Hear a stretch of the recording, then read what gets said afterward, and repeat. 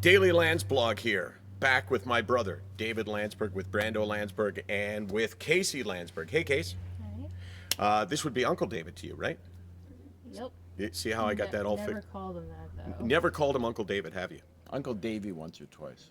I don't think I ever heard that. No. Yeah, I did. So we need to get to the exciting conclusion of your story. So the backstory is that my brother, growing up in a very close home, right? Yep. With loving parents, very close family. We spent all our time together. Yep. You started drinking when you were 17 or 18. Why?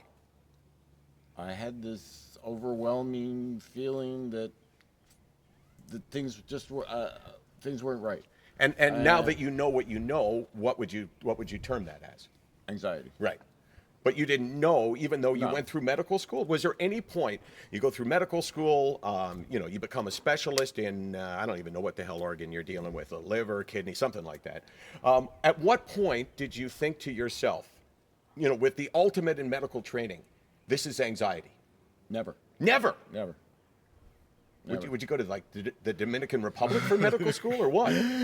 No, I felt that there was something wrong with me. I knew there was something wrong with me, but I thought it was just some internal weakness. So when did you first hear the words anxiety, panic? After I got off all drugs and I was in a treatment center, I came home, I was okay, and then all of a sudden I wasn't. Is Brando in the shot here? He's not. Oh, okay, because he was sniffing my brother's groin, just so you know, okay? And I was incapacitated with anxiety. Right. And at And that you used to point, call me at like 4 a.m. That's right. And you would say, I don't know what's wrong with me. Yeah. And you see, this is very interesting for me because when I talk about this, when I go to speak, sometimes I'll say, I did not understand. I didn't have a first clue about mental illness. And it would be like, well, what do you mean? You couldn't even express it, right? No. So I was incapacitated. So you walk into psychiatrist's office. First psychiatrist I went to was not good, and he thought it was a drug addiction, and all I wanted was more drugs. In fact, I wanted no drugs. I just wanted to feel okay. I wanted to be normal. And I was willing to. At this point, I realized that drugs and alcohol was not working for me because I knew that at some point that I was going to die, and I was going to die quickly, and I had a lot I wanted to live for. Right. And so I finally said, I surrender. I give up. There's got to be another way, and I realized the other way was without drugs and alcohol. That's an AA term, right? Yeah. Surrender. Surrender. Okay. So then you walk into the next psychiatrist. And he said, it took him 20 seconds. He said, you have panic disorder, anxiety, depression. You need to be on medication. All these years you've been self-medicating yourself. And first I didn't believe him, but...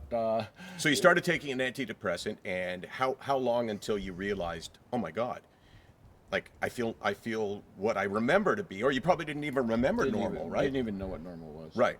So at how long after you started? It wasn't immediate, 4 to 6 weeks. I would say Yeah. it was gradual, but 4 to 6 weeks, and that was almost 26 years ago. Right. And if I took a bottle of scotch, which was your drink of choice, right, and I poured it right here, would that bother you?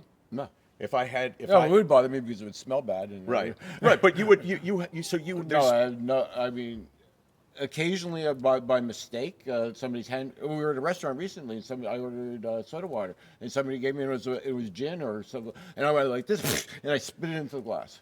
Really? That was yeah. But it had no appeal to you. No, it turned me off. See, that's the message it was that gross. that you can get over that addiction of self-medicating, but you have to replace it with something.